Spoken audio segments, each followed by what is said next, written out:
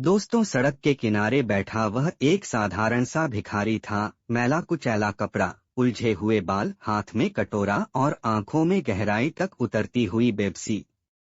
पर कौन जानता था कि उसी भिखारी की जिंदगी एक दिन हजारों लोगों के लिए प्रेरणा बन जाएगी।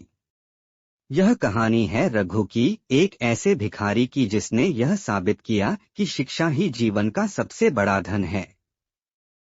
हर सुबह रघु शहर के एक व्यस्त मंदिर के बाहर बैठता था। राहगीरों की दया से उसे 2 वक्त की रोटी मिल जाती थी। लोग उसे दया की नजर से देखते थे, लेकिन कोई नहीं जानता था कि उसकी आंखों में हमेशा एक सवाल तैरता रहता था, क्या मेरी जिंदगी यूं ही बीत जाएगी। एक दिन जब कुछ स्कूली बच्चे मंदिर आए, रघु ने देखा कि उनके पास किताबें थीं। वे हंसते खेलते आपस में बातें कर रहे थे।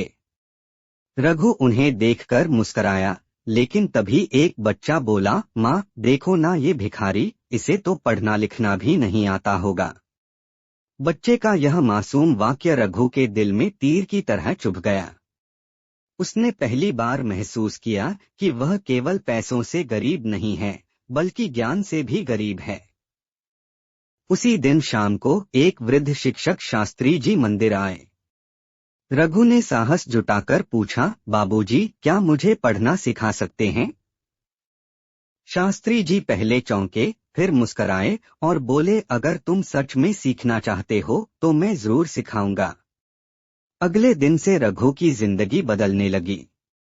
हर रात जब भीड़ कम हो जाती, शास्त्री जी वहीं मंदिर की सीढ़ियों पर बैठकर रघु को अक्षर ज्ञान सिखाते। रघु पूरे मन से सीखता। उसने कुछ पुराने कागज और एक पेन मांगकर रख लिया था। धीरे धीरे वह पढ़ने और लिखने लगा।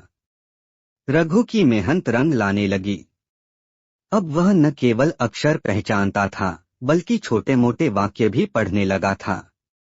एक दिन उसने मंदिर के सामने एक होर्डिंग पढ़कर वहां खड़े लोगों को सुनाया। सब हैरान रह गए कि वह भिखारी पढ़ सकता है। धीरे धीरे लोगों की नजर में रघु बदलने लगा। कुछ लोग उसे पुराने अखबार और किताबें देने लगे। रघु पढ़ता रहा, सीखता रहा। उसे अब भिक्षा मांगने में शर्म महसूस होती थी, लेकिन वह जानता था कि अभी उसके पास नौकरी करने की योग्यता नहीं है। पर वह दिन दूर नहीं था।